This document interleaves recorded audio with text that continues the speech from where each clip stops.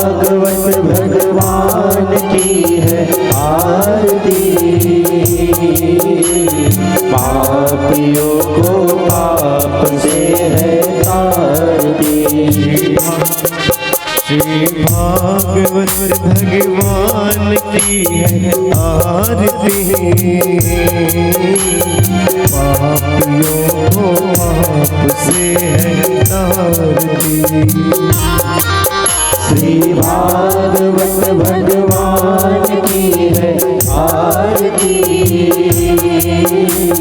पापियों को पाप से है तारती। ये अमर ग्रंथ ये मुक्ति पंथ ये पंचम वेद निराला, नव ज्योति जगाने वाला। ये अमर ग्रंथ है मुक्ति पंथ पंचम वेद निराला, नव ज्योति जगाने वाला। हरि राम यही हरि राम यही हरि राम यही हरि राम यही, जग के मंगल की आरती, पापियों को पाप से है तारती। श्री भागवत भगवान की है आरती, पापियों को पाप से है तारती। ये शांति गीत पावन पुनीत पापों को मिटाने वाला, हरिदर्श कराने वाला। ये शांति गीत पावन पुनीत पापों को मिटाने वाला, हरिदर्श कराने वाला। ये सुख करणी ये दुख हरणी, ये सुख करणी ये दुख हरणी, श्री मधुसूदन की आरती, पापियों को पाप से है तारती। श्री भागवत भगवान की है आरती,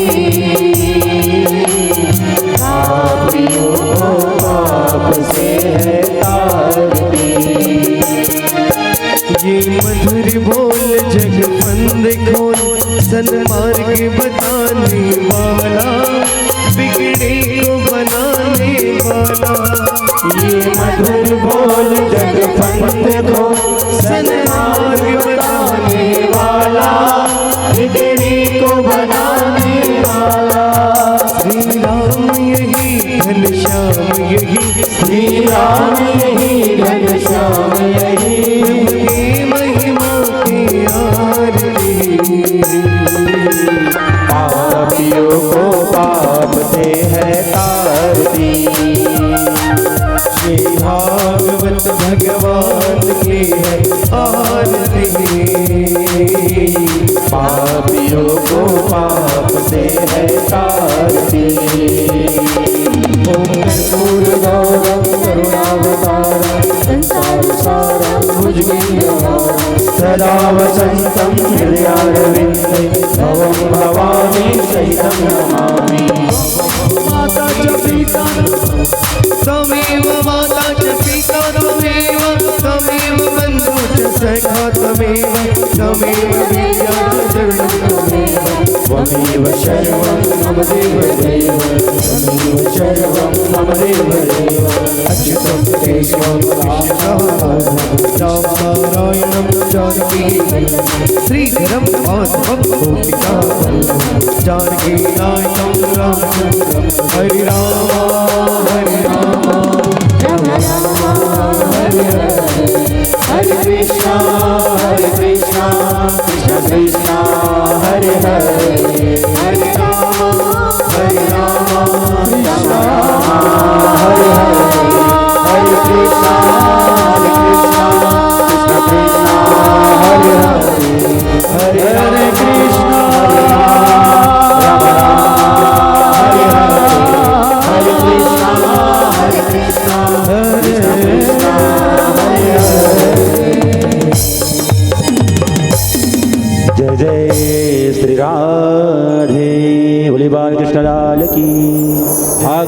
महापुराण की। सभी श्रोतागण अपने स्थान पर परिक्रमा कर लेती 3 बार। यानि कानि च पापानि जन्मान्तरं कृतानि च तानि सर्वाणि विनश्यन्ति प्रदक्षिणायां पगे पगे।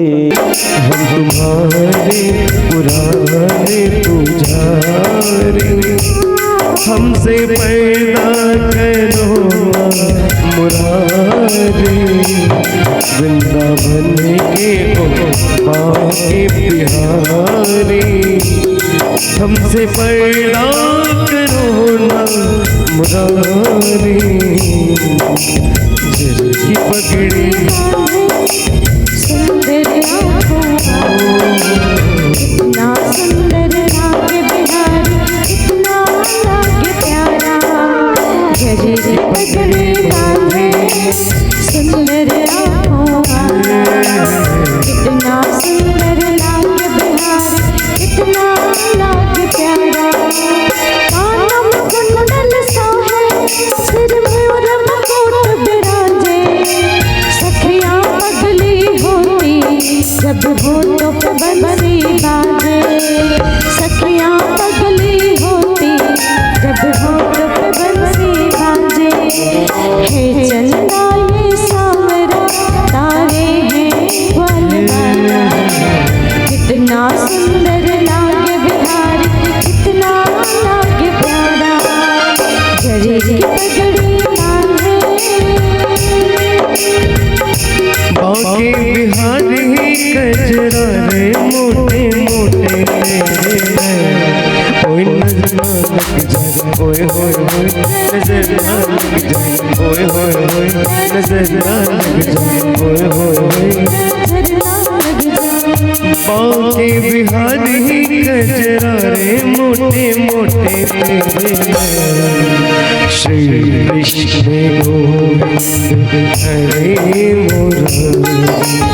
हे नाथ नारायण वासुदेवा, श्री कृष्ण गोविंद हरे मुरारी। हे नाथ नारायण वासुदेवा। दीन बंधु दीनानाथ ब्रिजनाथ रमानाथ, श्री राधानाथ मोहनाथ की सहाय कीजिए। तात भात कुल दे गुरुदेव तुम स्वामी, मेरे नातों तुमसे है मेरी विनय सुन लीजिए। दीजिए निहाल दीन कीजिए रंगीली प्रभु, तीर जान मोस मोहि अपना ही लीजिए।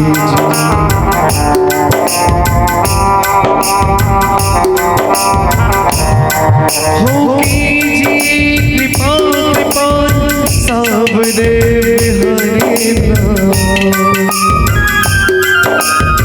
मेरे दुख जानवास वृंदावन दीजिए, मेरे दुख जानवास वृंदावन दीजिए।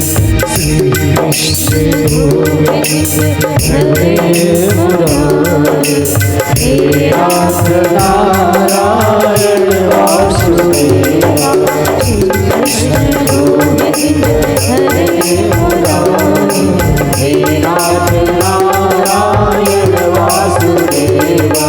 देवकी नंदन को अभिनंदन करियो सबकी याद, सबके स्वामी अंतर्यामी पूर्ण की जो काज। देवकी नंदन को अभिनंदन करिए सबकी याद, सबके स्वामी अंतर्यामी पूर्ण की जो काज, पूर्ण की जो पूर्ण की जो काज। श्री बालकृष्ण लाल की जय। और आइए अब मैं परम श्रद्धेया देवी जी के चरणारविंद में प्रार्थना करूंगा कि वह हम सभी श्रोताओं को, हम सभी भक्तों को अपनी अमृतमय वाणी से कथाओं का रसस्वादन कराएं। परम श्रद्धेया देवी जी। बोले व्यास जी महाराज की जय। जय जय श्री राधे। दोनों हाथ गोद में रख के नेत्र को बंद कर लें और उस परम पिता परम सत्ता का ध्यान करें और उस परम सत्ता से प्रार्थना करें कि 7 दिन हम लोगों ने भगवान आपके सानिध्य में आपके सामने बैठकर भगवान की मंगलमय कथा सुनी है और हमारी बुद्धि ऐसी हो जाए कि आपकी वो मंगलमय कथा हमारे विचारों में आ जाए, हमारे जीवन में, हमारे कर्म में आ जाए और हमारे मन का, हमारे बुद्धि का परिष्कार हो और हमारे व्यक्तित्व का निर्माण हो, हमारे पापों का अपशमन करें। ऐसी मंगल प्रार्थना, ऐसा अनुनय विनय परमात्मा के चरणों में करते हुए आइए गायत्री महामंत्र। ओम भूर्भुवः स्वः तत्सवितुर्वरेण्यं भर्गो देवस्य धीमहि धियो यो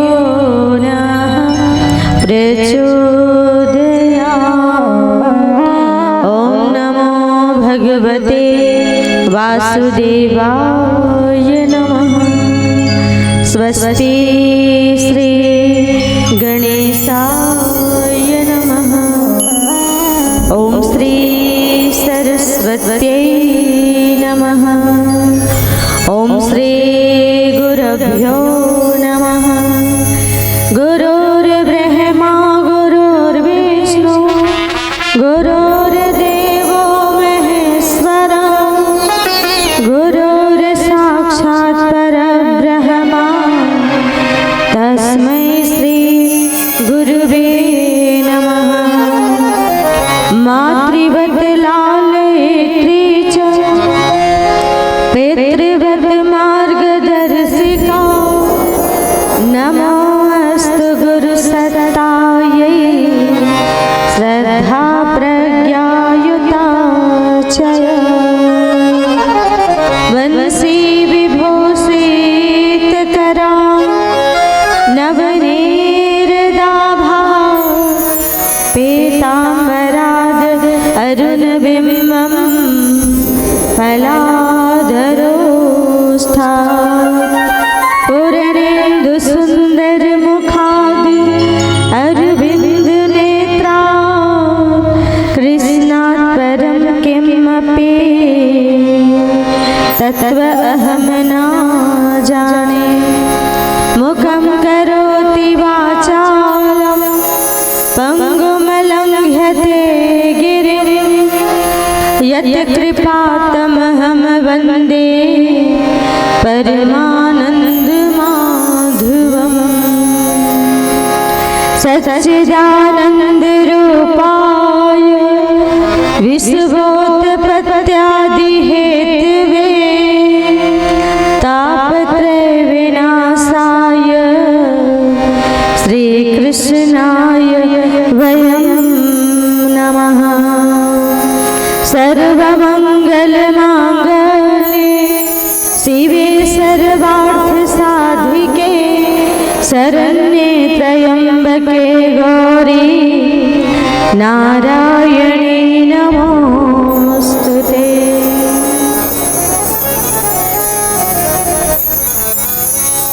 ॐ पंचवक्त्राय विद्महे महादेवाय धीमहि तन्नो रुद्रः प्रचोदयात्।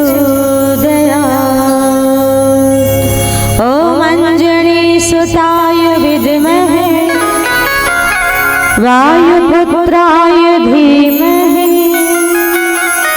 तन्नो हनुमत् प्रचोदयात्।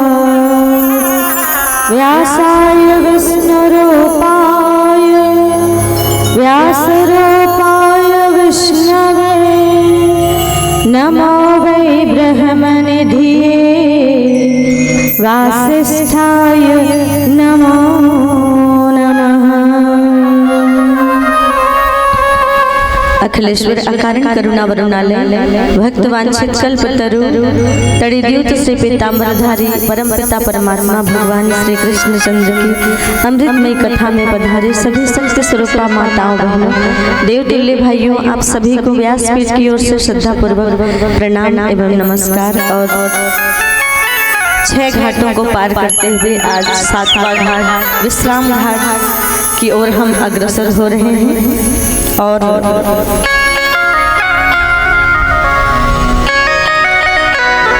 बड़े ही प्रेम से भगवान की इस मंगलमय कथा को हम श्रवण कर रहे थे, रसपान कर रहे थे कि मुहुः रहो रसिका भुवि भावकः, कि जब तक हमारे अंदर के मोह का क्षय ना हो जाए, हमारे अंदर की माया ना मिट जाए, तब तक उस परमात्मा के द्वार को खटखटाते रहना चाहिए, उस परमात्मा को पुकारते रहना चाहिए, उस परमात्मा को आवाज देते रहना चाहिए और किसी न किसी गुरु के चरणों का आश्रय लेना चाहिए, संत के चरणों का आश्रय लेना चाहिए। कि क्योंकि बिनु सत्संग विवेक न होई और राम कृपा बिनु सुलभ न सोई। बिना सत्संग के हमारे अंदर का विवेक नहीं जागता।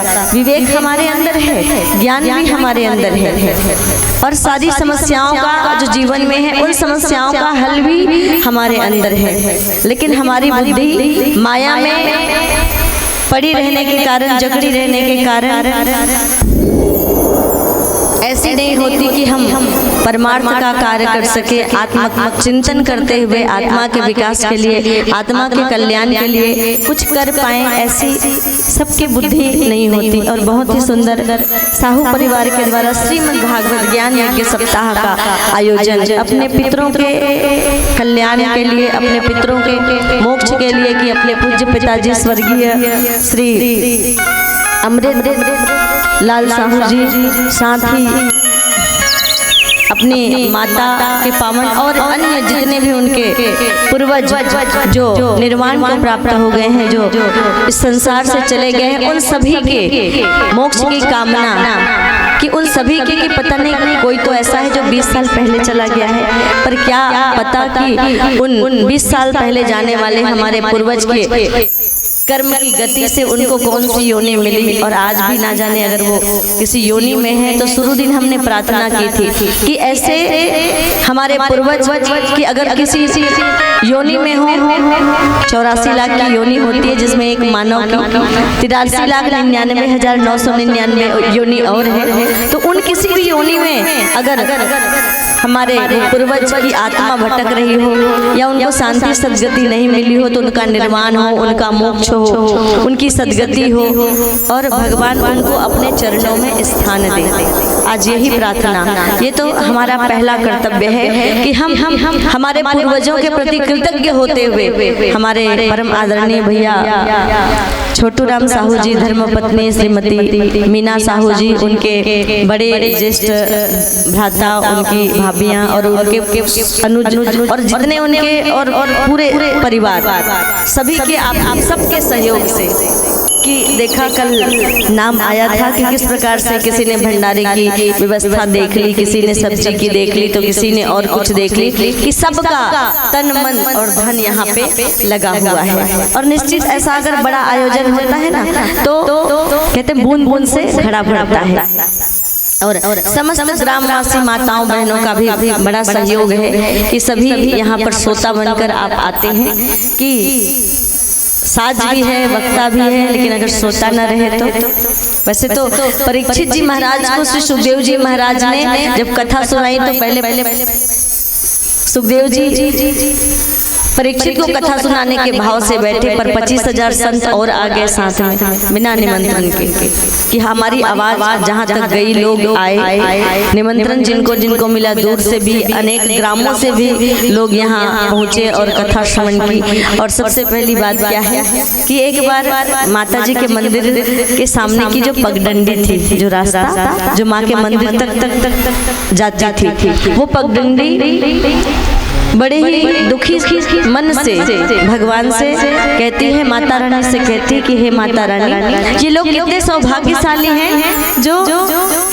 मेरे ऊपर से चल के मुझे पार करके आपके मंदिर तक पहुंचते हैं और आपके मंदिर का दर्शन पाते हैं, आपका दर्शन पाते हैं, आपके चरणों को अपने माथे पे लगाते हैं। पर मैं कितनी अभागी हूँ कि आपके सामने तो हूँ, लेकिन मैं अंदर आकर आपके सुंदर स्वरूप का दर्शन प्राप्त नहीं कर सकती, आपके चरणारविंद में अपने मस्तक को झुका नहीं सकती, क्योंकि मैं यहाँ से हिल नहीं सकती, अगर मैं यहाँ से जा नहीं सकती। तब माता रानी ने कहा कि अरे पगडंडी, तुम उदास क्यों होती हो, तुम दुखी क्यों होती हो कि अगर तुम चलकर आ पाती तो केवल मेरा दर्शन कर पाती, मेरे स्वरूप की, मेरे झांकी का दर्शन मिलता, लेकिन यहाँ तुम पगडंडी बनकर लाखों करोड़ों भक्तों को मुझ तक पहुँचा रही हो, तो ये कोई कम बड़ी तपस्या नहीं है कि तुम्हारे ऊपर से चलकर, तुमसे होकर, तुमसे गुजर कर कितने भक्त मेरे दर्शन के लिए आते हैं। अगर तुम नहीं होती, अगर तुम बीच से हट जाओगी तो कोई भी भक्त मुझ तक पहुंच नहीं पाएगा। उन भक्तों को तुम मुझ तक पहुंचाने वाली हो, और जितने भक्त तुमसे होकर मेरा दर्शन करते हैं उन सभी के दर्शन का लाभ तुम्हें भी मिलता है। कि किसी के काम जो आए उसे इंसान कहते हैं, पराया दर्द अपनाए उसे इंसान कहते हैं। यूं तो दुनिया में पशु भी पेट भरते हैं, पथिक जो बांट कर खाए उसे इंसान कहते हैं।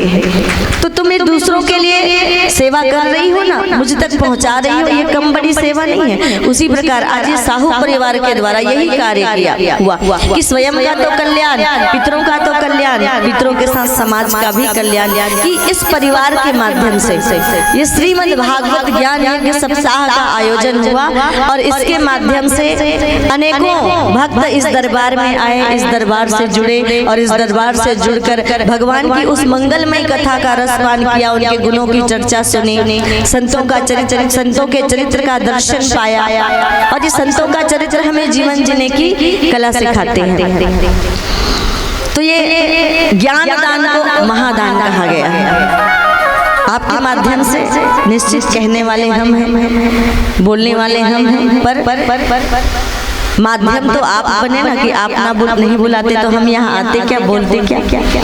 तो ये ज्ञान का दान हमारे द्वारा नहीं, ये ज्ञान का दान आपके द्वारा, आपके परिवार के द्वारा लोगों तक पहुँचा है। इसमें हमारी कोई बड़ाई नहीं है, और ये तो भगवान की मंगलमय कथा है कि इस नवरात्रि के पावन अवसर पर ये श्रीमद् भागवत का अनुष्ठान, कि जिन्होंने भी प्रतिदिन यहाँ पर 1 घंटा समय लगाया हो ना, वो उसका एक अनुष्ठान हो गया। कि कोई भी भगवान के दरबार में जब हम बैठकर 1 घंटे से अधिक का जप करते हैं, नाम संकीर्तन करते हैं, या किसी प्रकार की कोई उपासना करते हैं, तो 1 घंटे से जो ऊपर की साधना होती है दरबार में बैठने की, वो अनुष्ठान के अंतर्गत आता है।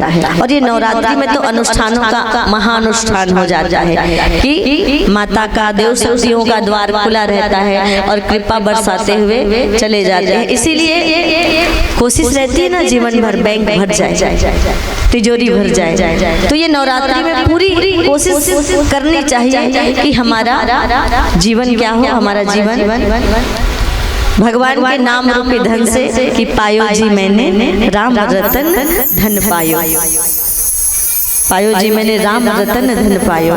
तो आइए ये राम नाम का सहारा लेते हुए 2 मिनट संकीर्तन कर ले, ताकि हम कथा में प्रवेश करें और हमारा मन कथा में लगे। इस भाव से राम नाम का संकीर्तन, आइए बिल्कुल भाव से, प्रेम से।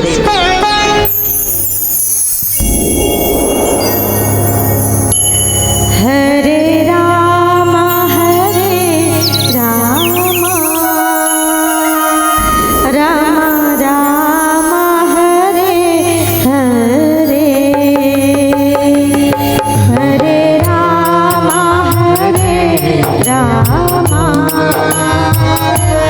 राम राम हरे हरे, हरे कृष्णा कृष्णा कृष्णा हरे हरे, हरे राम हरे कृष्णा कृष्णा कृष्णा हरे हरे। और सभी लोग दरबार से जुड़ने का प्रयास कीजिएगा। सभी लोग भगवान के नाम को गाने का प्रयास कीजिएगा। हरे रामा रामा रामा हरे हरे, हरे रामा रामा रामा हरे हरे, हरे कृष्णा कृष्णा कृष्णा कृष्णा हरे हरे, हरे कृष्णा कृष्णा कृष्णा कृष्णा हरे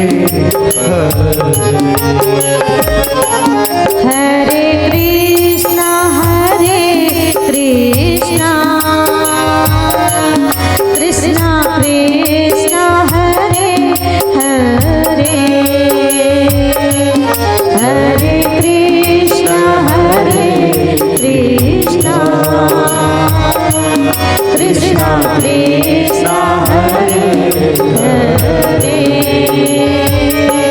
हरे रामा रामा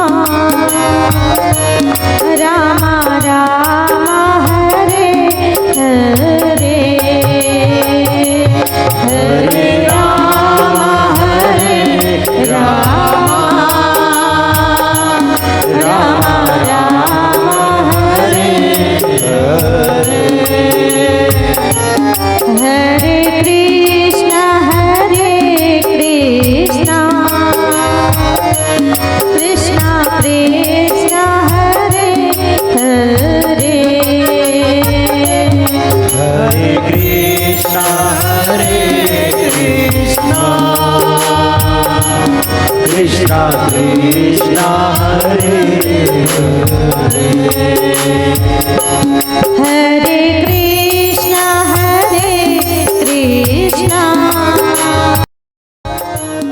कृष्णा कृष्णा हरे हरे, हरे कृष्णा कृष्णा कृष्णा कृष्णा हरे हरे, बोलो राधे कृष्ण कृष्ण राधे राधे कृष्ण कृष्ण, बोलो राधे कृष्णा कृष्णा राधे राधे कृष्णा कृष्णा, बोलो राधे कृष्ण कृष्ण राधे राधे कृष्ण कृष्ण, बोलो राधे कृष्णा कृष्णा राधे राधे कृष्णा कृष्णा, बोलो राधे कृष्ण कृष्ण राधे राधे कृष्ण कृष्ण, बोलो राधे कृष्णा कृष्णा राधे राधे कृष्णा कृष्णा, बोलो राधे कृष्ण कृष्ण राधे राधे कृष्ण कृष्ण, बोलो राधे कृष्णा कृष्णा राधे राधे कृष्णा बोलो राधे कृष्णा कृष्णा राधे राधे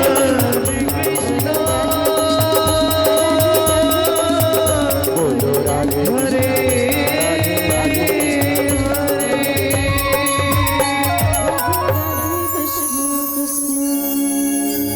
हरे राधे राधे श्याम सिंह अखिलेश्वर अकारण करुणावरणालय भक्त वांछित कल्पतरु भगवान परब्रह्म परमात्मा श्री कृष्ण चंद्र की सूक्ष्म चेतना से हम सब अनुप्राणित हो रहे हैं। और ये अवसर ही ऐसा है नवरात्रि का कि जिसमें हमको सत्संग करने का अवसर मिला है।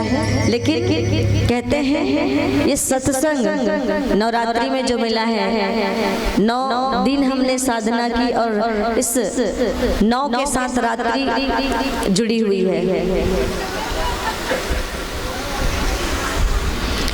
रात्रि जुड़ी हुई नवरात्रि, तो रात्रि जागरण। तो रात्रि जागरण का तात्पर्य क्या है कि रात्रि जागरण का मात्र हम इतना तात्पर्य मान लेते हैं कि रात को जागना है, माता की सेवा करनी है और जागरण के लिए कुछ भजन करना है तो कुछ पाठ करना है। ये तो है ही, ये तो उपासना के अंतर्गत आता है कि इन 9 दिनों में दिन में भी हमारी साधना होनी चाहिए और रात्रि में भी हमारी साधना होनी चाहिए, क्योंकि अनवरत भगवान का द्वार खुला हुआ है, शक्तियों का द्वार खुला हुआ है। और जितनी हमारी साधना तीव्र होगी, जितनी हमारी साधना में प्रगाढ़ आएगी, श्रद्धा में प्रगाढ़ता आएगी, उतना ही भगवान हम पर कृपा बरसाते हुए चले जाएंगे, माता की कृपा हम पर बरसती हुई चली जाएगी। लेकिन कहते हैं कि कई बार व्यक्ति साधना करके भी कोरा का कोरा रह जाता है। चांगदेव 1400 साल की आयु थी चांगदेव की, और जब संत ज्ञानेश्वर की उन्होंने ज्ञान की चर्चा सुनी, उनका नाम संसार में होता हुआ उन्होंने देखा, क्योंकि दोनों समकक्ष थे। भाई समकक्ष तो नहीं थे कि वो तो 1400 बरस की आयु थी इसकी, और ये मात्र 29 बरस के थे संत ज्ञानेश्वर। लेकिन उसी समय में संत ज्ञानेश्वर की कीर्ति बढ़ने लगी, तो चांगदेव को लगा कि भाई मुझसे ज्यादा कीर्ति इसकी बढ़ रही है, तो थोड़ी सी ईर्ष्या हुई और कहा थोड़ी अपनी विद्वता उसको जाकर दिखा दो संत ज्ञानेश्वर को। तो क्या किया उन्होंने? पत्र लिखा कि उनसे वो मिलना चाहते हैं। तो पत्र लिखना चाहा तो संबोधन लिखा जाता है पहले, प्रिय पूज्य पिताजी, प्रिय मित्र, ऐसा। तो उन्होंने सोचा कि संबोधन में क्या लिखूं, ये तो बहुत छोटा है, मैं 1400 साल और ये मात्र 29 साल का, तो क्या संबोधन लिखूं? बोले ज्ञानी, बोले मुझसे ज्यादा ज्ञानी हो नहीं सकता, तो मैं इसको ज्ञानी नहीं लिखूंगा, आदरणीय भी नहीं, क्योंकि मैं बड़ा हूं। तो उसको कुछ समझ में नहीं आया कि संबोधन में क्या लिखे, तो ऐसे बिना संबोधन के पूरा भेज दिया। चांगदेव जब पूरा पत्र भेजे और पत्र संत ज्ञानेश्वर के हाथ में आया, तो संत ज्ञानेश्वर की जो बहन थी मुक्ता, उस मुक्ता ने देखा और देख के मुस्कुरा के बोले, भैया 1400 साल बाद भी चांगदेव कोरे के कोरे रहे, कोरे के कोरे रहते। तो कभी कभी ऐसा होता है कि साधना हमारी इतने वर्षों के बाद भी कोरी की कोरी रह जाती है। तो हमारा भी ये 7 दिन का जो अनुष्ठान है, ये साधना है, कहीं कोरा ना चला जाए। क्यों छोटे भैया? कोरा ना चला जाए। 14 बार मृत्यु को लौटाया, हर 100 साल बाद मृत्यु आ जाती चांगदेव को लेने के लिए, तो अपनी विद्या और योग साधना के आधार पर वो मृत्यु को लौटा देते। 14 बार मृत्यु को लौटाया था, इसलिए अभिमान हो गया था। ज्ञान तो था पर अभिमान आ गया था। फिर अब मिलने आए तो कैसे आए? शेर की सवारी कर ले। शेर की सवारी तो माता रानी करती है। और आज 7वां दिन है माता कालरात्रि। काली काम तू कलातीताम कल्याण हृदयाम शिवाम कल्याणीम जननीम नित्यम कल्याणीम पूज्याम हम। कि ये कल्याण माता काली सदैव भक्तों का कल्याण करने वाली है, सदैव भक्तों के जीवन के कष्टों को हरने वाली है, उसके जीवन की कालिमा को दूर करने वाली है, कसाय कलमशों को दूर करने वाली है। चेहरा थोड़ा सा दिखता है डरावना, पर माता डरावनी नहीं है, और कोई माँ डरावनी हो नहीं सकती। किसी की माँ खूबसूरत नहीं इसका मतलब वो थोड़ी है कि वो अपने बच्चों से प्रेम नहीं करती, वो अपने बच्चों को डराती है। और जिभिया अगर बाहर निकली है तो क्यों निकली है? इसके पीछे भी तो रहस्य है ना। तो पहले चांगदेव की बात सुन लेते हैं। अब ये शेर की सवारी कर ली, और शेर की सवारी करके मिलने आए, और सांप को इन्होंने चाबुक बनाया है, और बड़ा घमंड, बड़ा अभिमान है, बड़ा दर्प है कि देखो मैंने शेर एक हिंसक पशु है जिस पर काबू पा लिया। सांप वो भी क्या है? वो भी उसके अंदर डसने का गुण है, उस पर भी मैंने नियंत्रण पा लिया है। और ये पशु और एक साधारण जीव पर नियंत्रण पाके बड़ा इतराता हुआ चल रहा था चांगदेव। मुक्ता बोली, भैया चांगदेव जी महाराज तो एकदम शेर की सवारी करके आ रहे हैं।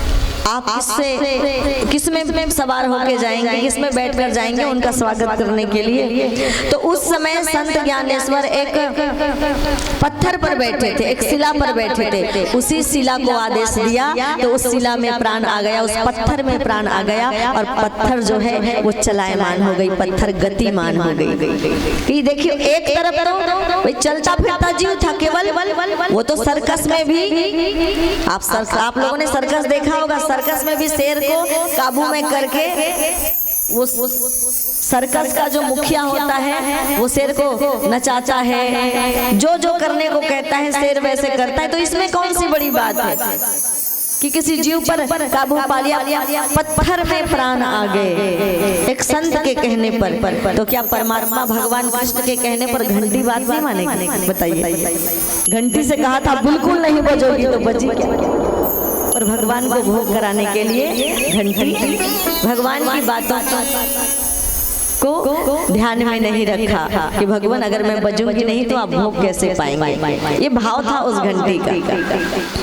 तो 14 तो जागने का तात्पर्य क्या है कि समय रहते कि आज जीवन का सवेरा है, जीवन है तो जीवन का सवेरा है, कल ना जाने कब जीवन की शाम हो जाए, अर्थात जीवन का अंत हो जाए, कब ये जीवन चला जाए इसका कोई कुछ ठीक से बता नहीं सकता। कि कोई ज्योतिष कह दे कि तुम इतने दिन बाद 12:15 में तुम्हारी मृत्यु होगी, कि उसी समय हम भगवान का नाम लेंगे। तोला मोला सब ला जाना है, फिर जाएंगे तोर 10 बहाना। और ऐसी थोड़ी गारंटी है कि हमने 60 साल की उम्र लिखवा ली है भगवान से। कौन है जाते खेलत कूदत, कौन है जाते जवानी कौन बुढ़हत काल मजा थे, कौन जाते नादानी। दारू पी चला ही दिल नादानी में जबई नहीं कभी तो कैसे कभी जात कनो कर झपाई है ना। कौन है खेलत कूदत जाते, कौन है जाते जवानी माँ, कौन बुढ़हत काल मजा थे, कौन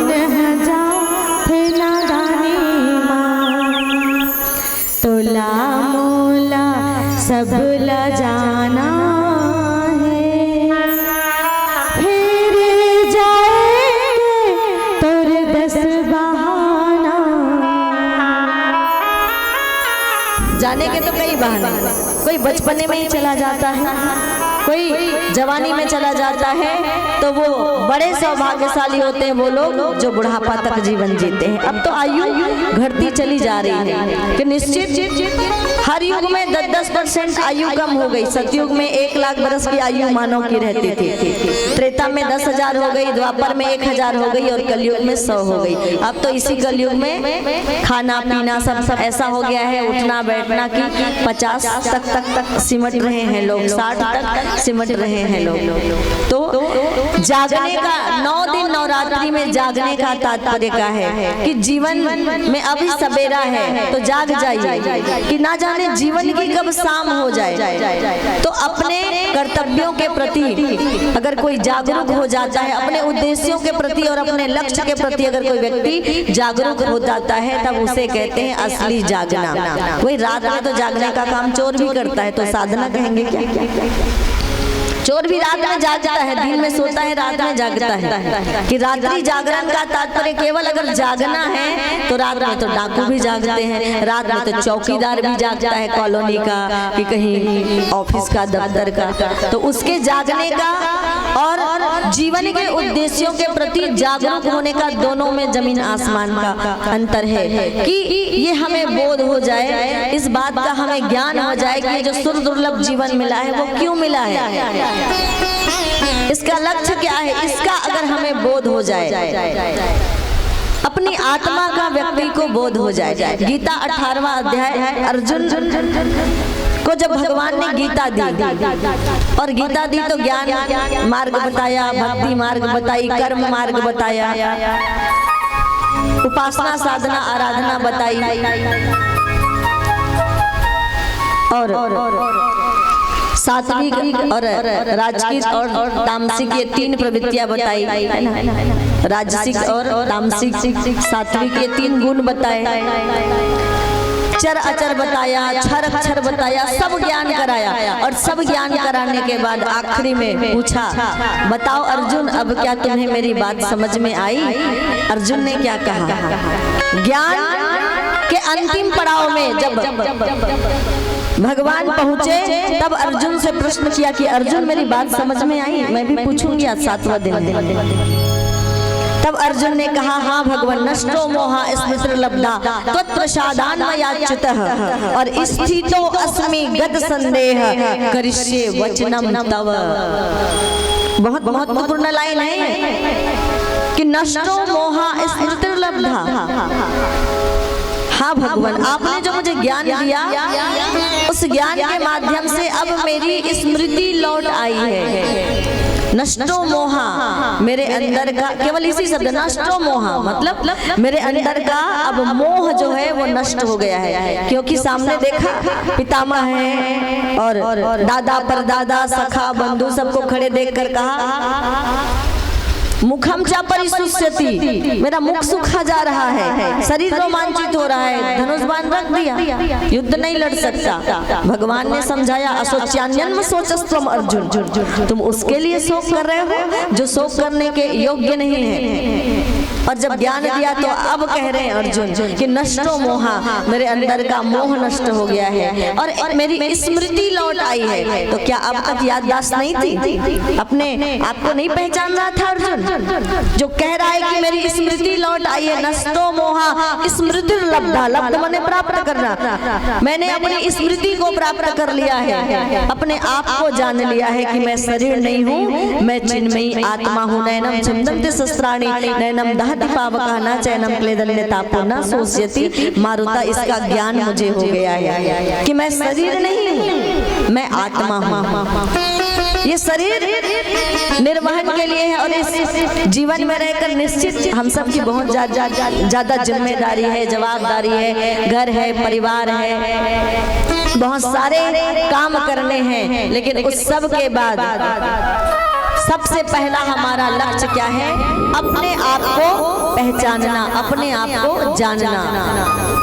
और अर्जुन ने भगवान का विराट रूप बाद में देखा, दर्शन बाद में पाया, पहले घट में बैठे परमात्मा का दर्शन पाया, अपने आप को पहचाना कि मैं शरीर नहीं, ये शरीर अगर शरीर होता तो शरीर तो मर जाता है, शरीर तो मिट जाता है, शरीर तो जल जाता है, दफनाओगे तो 5 तत्व का शरीर 5 तत्वों में मिल जाता है, बहा दोगे तो चिलकों में खा लेते हैं। अगर मैं शरीर होता तो शरीर तो नष्ट होता है और आत्मा कभी नष्ट नहीं होती। ये बात अर्जुन को पता चल गई। और इस आत्म साधना, अगर स्वयं की साधना कर ली जाए, उपासना किसकी की जाती है? बताया था ना चौथे दिन की कथा में, उपासना किसकी की जाती है? उपासना भगवान की जाती है। नित्य कर्मों की शुद्धि के लिए उपासना आवश्यक है। जो आपका नित्य का कर्म है, कई उसमें दोष लगते हैं, अनजाने कितनी चींटियां, न जाने छोटे छोटे जीव जंतु मुंह में चले जाते हैं, इस वायु के माध्यम से पैरों के नीचे, न जाने कितने कर्म हमसे ऐसे होते हैं जिसमें त्रुटियां, भूल स्वाभाविक है कि मनुष्य गलती का पुतला है कि गलती हो ही जाती है, पर जो कर ले ठीक गलती को उसे इंसान कहते हैं। तो गलतियां तो अनेक होती, तो नित्य कर्म की शुद्धि के लिए उपासना कि भगवान के सामने बैठकर 5 मिनट से काम नहीं बनने वाला। एक रोटी में थोड़ा ही पेट भरेगा भाई, बताइए। आपकी खुराक अगर 5-7 की है और एक आप खाएंगे तो आपके कर्म में अनेकों कर्म ऐसे हैं जिसका पाप लग रहा है, तो उसकी शुद्धि, उसके समन के लिए, उससे मुक्त होने के लिए उतनी मात्रा में आपको मंत्र भी तो, नाम भी तो, संकीर्तन भी तो डालना पड़ेगा ना। तो कम से कम 10 मिनट की साधना होनी चाहिए। त्रिकाल संध्या होती है, एक बार सुबह, एक बार दोपहर में और एक बार शाम को। 3 बार संध्या का नियम है। संध्या माने साम नहीं, संध्या माने इसी उपासना को, भगवान के सामने बैठकर भगवान के नाम का संकीर्तन, हरे रामा ये नाम गाइए, जब में मन नहीं लगता, जब में ना ज्यादा मन नहीं लगता, इसीलिए कम से कम भजन कीर्तन, ये कीर्तन है, भजन कीर्तन का सहारा ले ले और कुछ पल 10 मिनट बैठकर एक भजन ही गा ले, एक कीर्तन, एक नाम संकीर्तन कर ले। राम राम एक गाया था, भगवान का नाम ले ले तो कम से कम 10 मिनट। आज आखिरी दिन है, कुछ लेकर जाना है ना, प्रसाद तो रोज लेके जाते हैं, आज प्रभु के नाम का प्रसाद लेकर जाइएगा।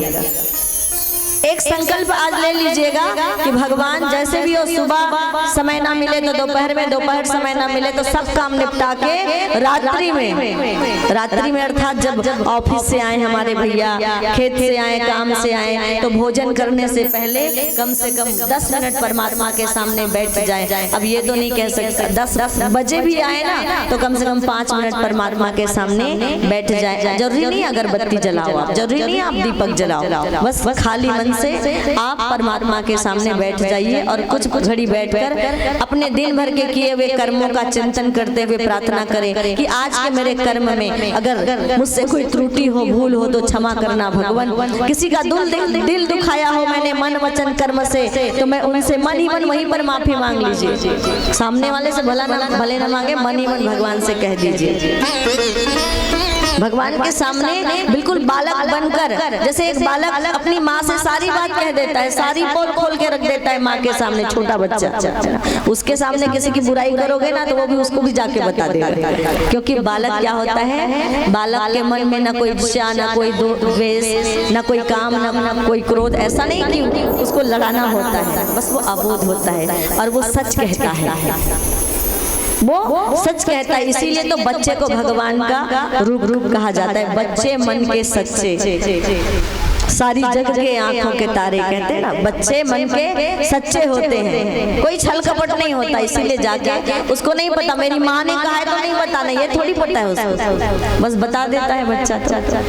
तो उसी प्रकार से बिल्कुल अबोध बालक बन जाइए भगवान के सामने में, और अपने मन की सारी बातें, जो हमने अच्छा किया वो भी और जो हमने बुरा किया वो भी, सब कह दीजिए। तो ये नित्य उपासना कर्म की शुद्धि के लिए, नित्य के कर्म की शुद्धि के लिए उपासना। तो कम से कम 10 मिनट, कितना 10 मिनट का संकल्प लेकर जाइएगा। ऐसा नहीं कि आपको जबरदस्ती करवाएंगे, आपकी मर्जी, बताना हमारा काम है। पर जरूर मैं निवेदन करूंगी 10 मिनट परमात्मा के पास बैठने का अभ्यास कीजिए। और परमात्मा के पास ना बैठ पाए ना तो खा पी के सोने से पहले बिस्तर में ही बैठ जाइए, क्योंकि भगवान तो कण कण में है और भगवान वो हमारी अंतर आत्मा में है। तो कम से कम 10 मिनट बैठना, तो कम से कम 1 घंटा चाहिए, पर होगा नहीं, हमको पता है।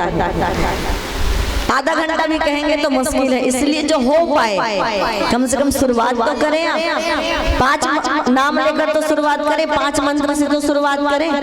5 मंत्र तो बैठकर बोले, और नहीं आता तो फिर मोबाइल तो है, मोबाइल है, केवल ऐसे वो क्या क्या देखते हैं ना, वो सब देखने के लिए थोड़ी है। आप उसका सदुपयोग भी अच्छे से कर सकते हैं। अगर आपका मन ऐसे नहीं लग रहा है तो उसी गायत्री मंत्र को आप लगा लीजिए ना मोबाइल में, बढ़िया सुंदर स्वर में चलता है। ओम भूर्भुवः स्वः तत्सवितुर्वरेण्यं भर्गो देवस्य धीमहि धियो यो नः प्रचोदयात्। और बैठ जाइए, एक आध सप्ताह में आपको भी याद हो जाएगा। मन फिर कीर्तन से ना मन ज्यादा भटकता नहीं है। और माला लेंगे तो फिर तो माला फेर जुग गया। तो नष्टो मोहा स्मृतिर्लब्धा, अपने आप को पहले उपलब्ध हुए, अपने आप का बोध हुआ। अर्जुन को फिर कहा त्वत्प्रसादान्मयाच्युतः स्थितो अस्मि गत संदेह।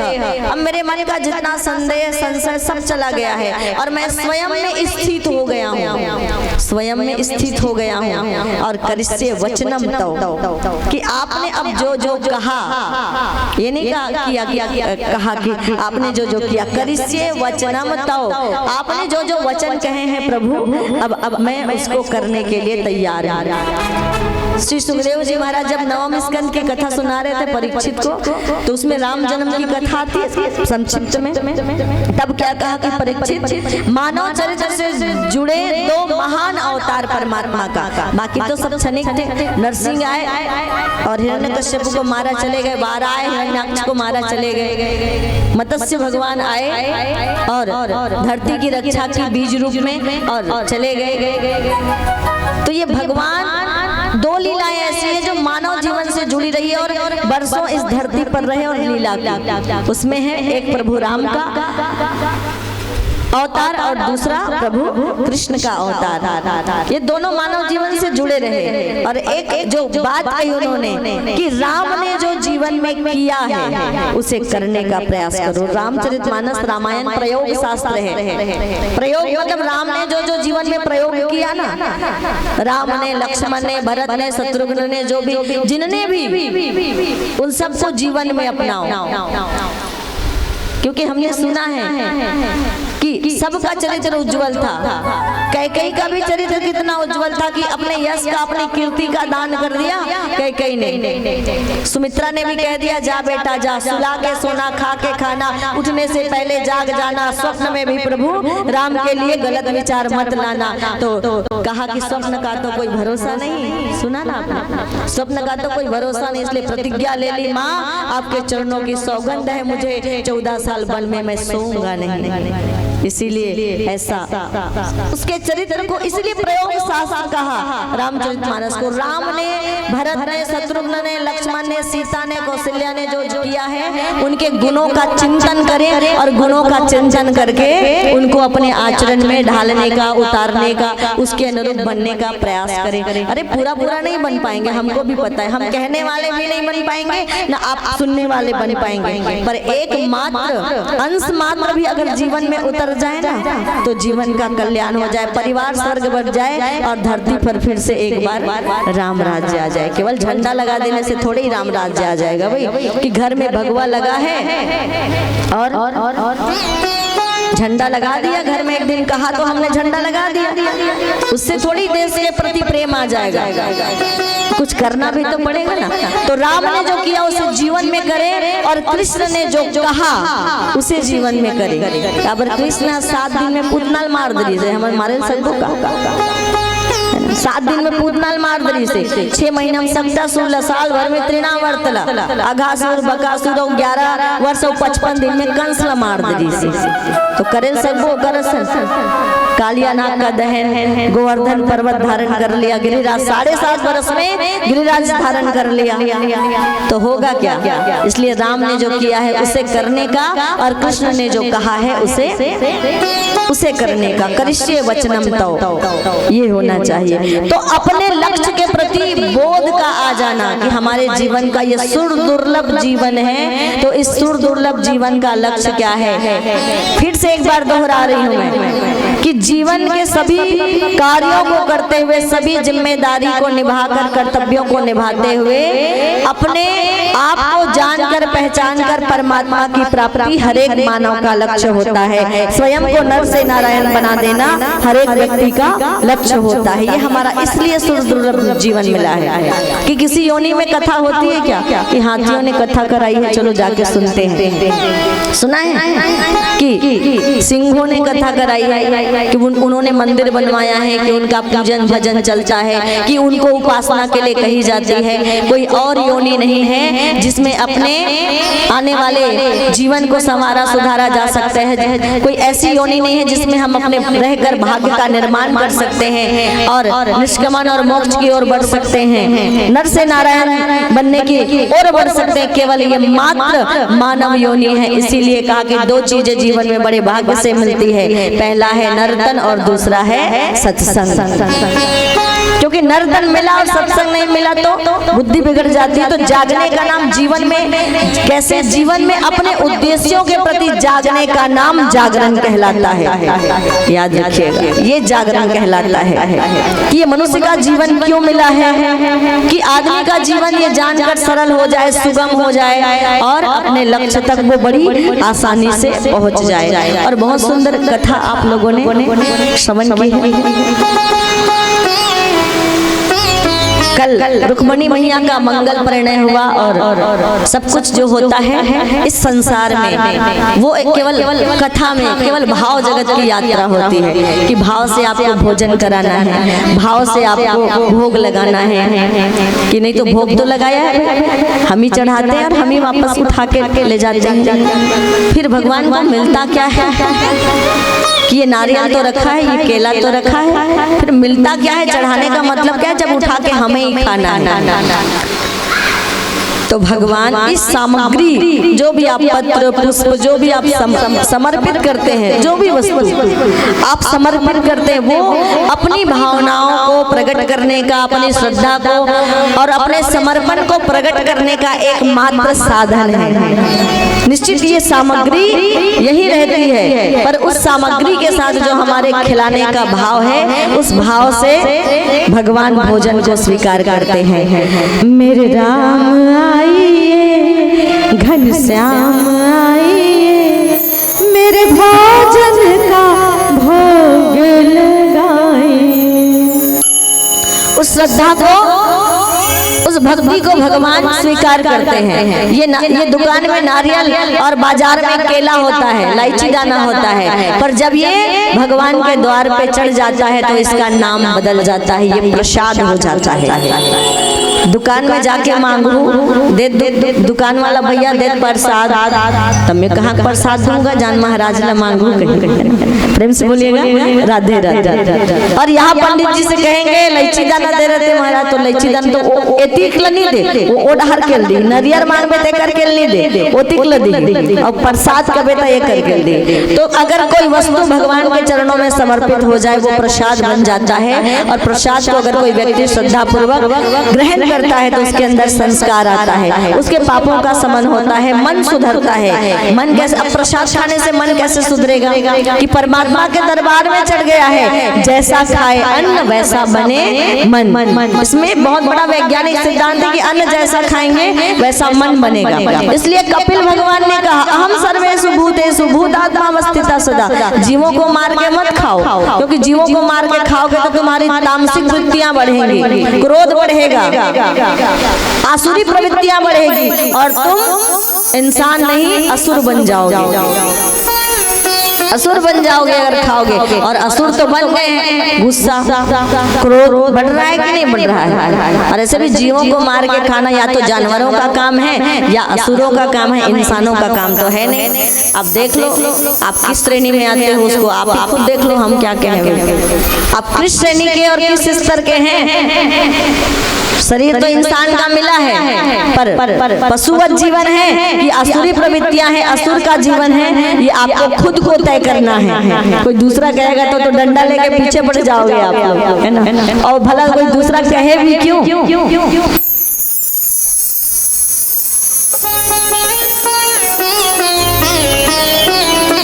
रुक्मणी मंगल में भगवान का विवाह हुआ और बहुत भाव से भाव जगत की यात्रा करते हुए हम लोगों ने भगवान को अपने रुक्मणी को कन्या मानकर उनका कन्यादान किया। और भगवान को कन्या का दान, जिसको सबसे बड़ा दानों में महादान कहा जाता है, हाथ सीता का राम को दिया, दहेज क्या है इससे बड़ा, भैया राजा ने गहना दिया, दहेज क्या है इससे बड़ा। इससे भी बड़ा कोई और दान होता है क्या कि भगवान को कन्या का दान करने का अवसर सुअवसर प्राप्त हुआ। तो जो भी आप समर्पित करते हैं ना, भगवान उसे श्रद्धा से स्वीकार करते हैं सामग्रियों को। भगवान का मंगल परिणय रुक्मणी मैया के साथ हुआ और इधर भगवान जरासंध से तो 17 बार हार चुके थे, 18वीं बार जरासंध ने बंदी बनाया था। किनको? जरासंध ने बंदी बनाया था ब्राह्मणों को और राजाओं को। कहा ब्राह्मणों को इसलिए बंदी बनाया कि मेरे लिए ऐसा अनुष्ठान करो कि उस अनुष्ठान को करने के बाद मैं भगवान ने कहा कृष्ण को हरा पाऊं। और राजाओं को इसलिए कि युद्ध में लड़ने जाऊंगा तो तुम सब मेरे साथ चलो। किसी प्रकार से भगवान से उन्होंने निवेदन किया, उन राजाओं ने, उन ब्राह्मणों ने। तो उन ब्राह्मणों और राजाओं की रक्षा के लिए अब की बार जब जरासंध ने युद्ध छेड़ा तो भगवान युद्ध का मैदान छोड़कर चले गए। हार तो सकते नहीं थे, युद्ध के मैदान में जाए और उनकी रक्षा के लिए हार जाए, इसीलिए वो युद्ध का मैदान छोड़कर चले गए। धर्म कभी अधर्म से हार नहीं सकता है, धर्म अकेला दिख सकता है, धर्म हारता हुआ दिख सकता है, धर्म कमजोर दिख सकता है, लेकिन याद रखिएगा आज भी धर्म कमजोर लग रहा है, धर्म का पक्ष कमजोर लग रहा है, पाप ज्यादा लग रहा है, धर्म बढ़ता हुआ दिखाई दे रहा है, धर्म घटता हुआ और अधर्म बढ़ता हुआ दिखाई दे रहा है। पर ये निश्चित आप जान लीजिए कि भाई 5 पांडव थे और कितनी 18 औक्षणी सेना का युद्ध हुआ था। 5 पांडव थे, बड़े बड़े दिग्गज तो कौरव की तरफ थे, धर्म हारता हुआ दिख रहा था, लेकिन जीत हमेशा धर्म की होती है। कहाँ रावण की सेना में कुंभकर्ण, इंद्रजीत, मेघनाद, कितने बड़े बड़े बलशाली राक्षस, इधर छोटे छोटे बंदर भालू, पर जीत हमेशा धर्म की होती है, जीत हमेशा सत्य और न्याय की होती है। धर्म हारता हुआ दिख सकता है, धर्म कमजोर दिख सकता है, पर धर्म कभी कमजोर होता नहीं है और धर्म कभी हारता नहीं है। और धर्म की स्थापना के लिए तो भगवान फिर कुछ भी कर लेते हैं, किसी भी रूप में आ जाते हैं। कि सूकर और कुकर के रूप में भी भगवान आ गए, मत्स्य रूप में आ गए, कच्छप रूप में आ गए, मद्राचल पर्वत का भार संभालने के लिए भगवान के अनेकों अवतार हुए। तो रुक्मणी मैया के विवाह के बाद फिर ये जब युद्ध छिड़ा तब भगवान ने रन छोड़ दिया, और क्या कहलाए, रन छोड़ कहलाए। ये भगवान तो भगत के ही बस में होते हैं। भगत बिना ये कुछ भी नहीं है, भगत है इनकी जान, भगत के बस में है भगवान। एक माधवेंद्रपुरी नाम के एक भक्त थे, रेबुना में गोपीनाथ का मंदिर है, खीर का भोग लगता है।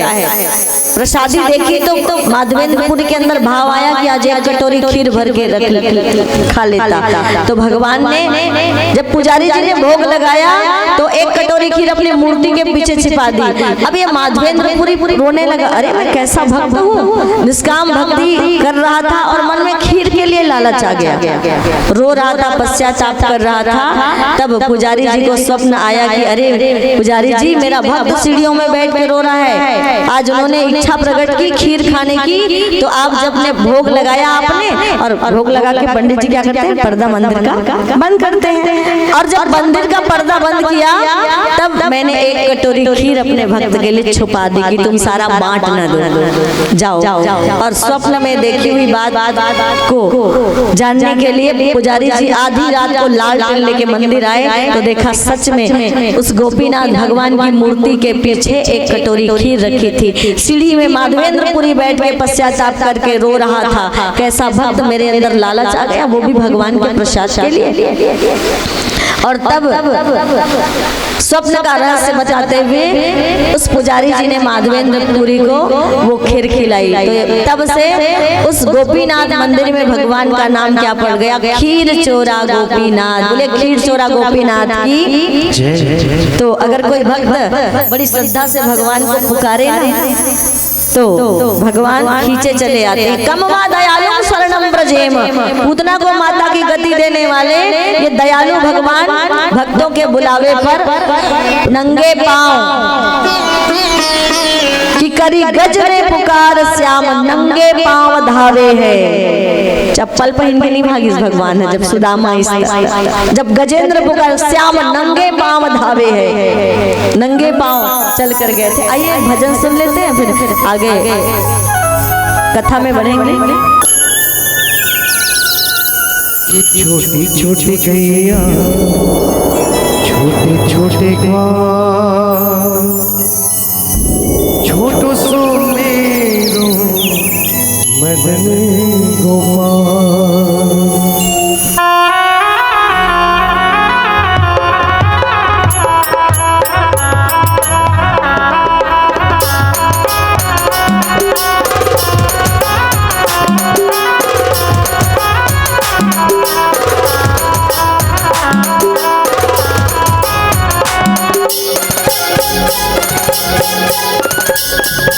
जय हो।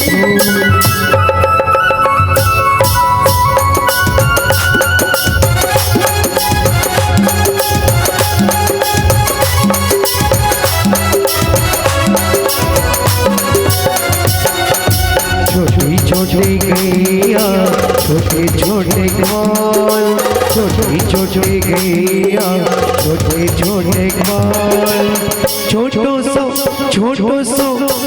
सो मेरो मदन गोपाल, अरे छोटो सो मेरो मदन गोपाल। हाँ छोटी छोटी गैया छोटे छोटे ग्वाल, छोटी छोटी गैया छोटे छोटे ग्वाल, अरे छोटो सो मेरो मदन गोपाल, अरे छोटो सो मेरो मदन गोपाल।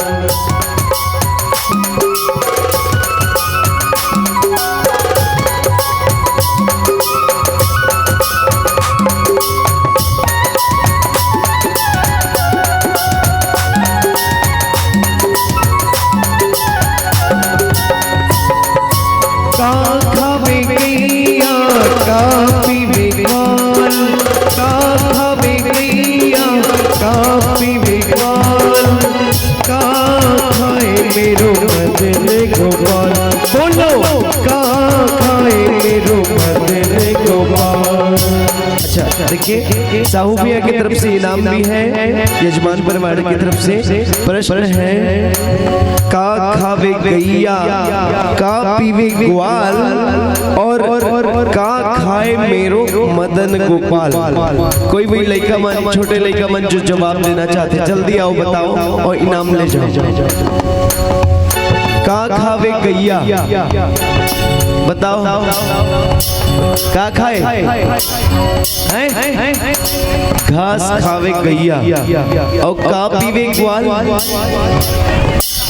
खीर दूध पीवे ग्वाल, और का खाए मेरो मदन गोपाल माखन। तो एक साथ गाते हुए, घास खावे गैया दूध पीवे ग्वाल, घास खाए गैया दूध पीवे ग्वाल, अरे माखन खायो मेरो मदन गोपाल, अरे माखन खाए मेरो मदन गोपाल। हाँ छोटी छोटी गैया छोटे छोटे ग्वाल, छोटी छोटी गैया छोटे छोटे ग्वाल, अरे छोटो सो मेरो मदन गोपाल, अरे छोटो सो मेरो मदन गोपाल। बोल कृष्ण कन्हैया लाल की जय हो।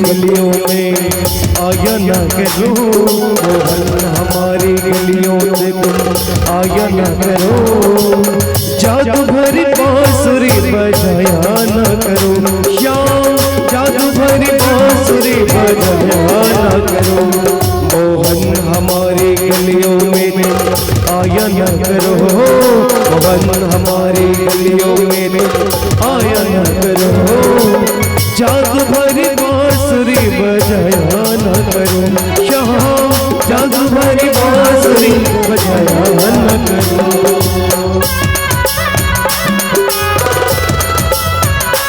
राधे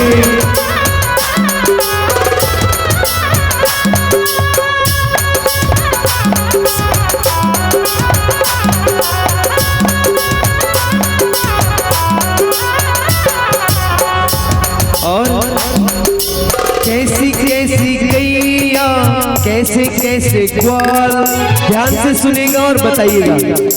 कैसी कैसी गैया, कैसे कैसे ग्वाल, कौन बरण मेरो मदन गोपाल, अरे कौन बरण मेरो मदन गोपाल। चलो बताओ कैसी कैसी गैया, आओ आगे बताओ एक, हाँ बताओ। कारी कारी, ये ठीक है। और आगे कैसे कैसे ग्वाल, छोटे छोटे ग्वाल, नहीं अभी कलर के हिसाब चलत है। कारी कारी गैया, कारी कारी गैया, गोरे गोरे ग्वाल, कारी कारी गैया, गोरे गोरे ग्वाल, कारी कारी गैया, गोरे गोरे ग्वाल। हो श्याम बरन मेरो मदन गोपाल, अरे श्याम बरन मेरो मदन गोपाल। छोटी छोटी गैया, छोटे छोटे ग्वाल, छोटी छोटी गैया, छोटे छोटे ग्वाल, अरे छोटो सो मेरो मदन गोपाल, अरे छोटो सो मेरो मदन गोपाल।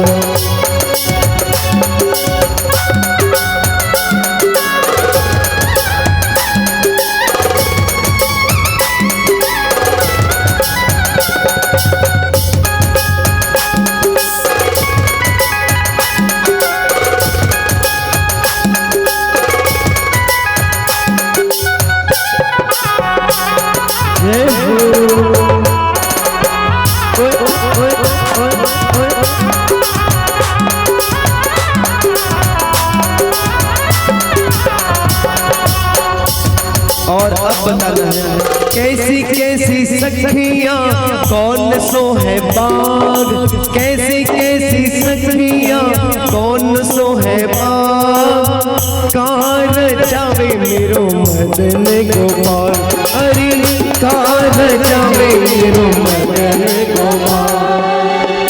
कैसी कैसी सखियां बताओ। छोटी छोटी सखियां, कौन सा बाग भैया? मन आप मन भी बता सकते हो ना।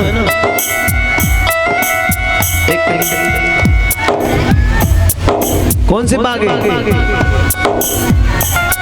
झुल्ला वाले झुल्ला वाले बाग है। कौन से बाग है? सफेद सफेद बाग बाग कौन से है? बगीचा कौन सा है वाला? अच्छा बगीचा बाग। अरे फिर से सुनो। छोटी छोटी सखियां है बाग। अभी बहुत जना मोबाइल में निकाल के देखा तो गूगल में सर्च मार। छोटी छोटी सखियां मधुबन बाग, छोटी छोटी सखियां मधुबन बाग। आओ रासे रचावे मेरो मदन गोपाल, अरे रासे रचावे मेरो मदन गोपाल। छोटी छोटी गैया, छोटे छोटे ग्वाल, छोटी छोटी गैया, छोटे छोटे ग्वाल, अरे छोटो सो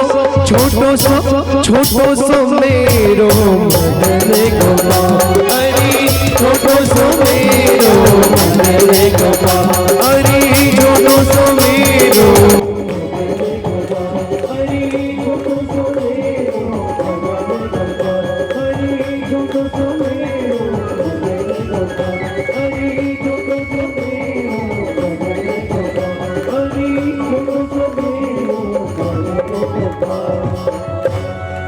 राधे राधे।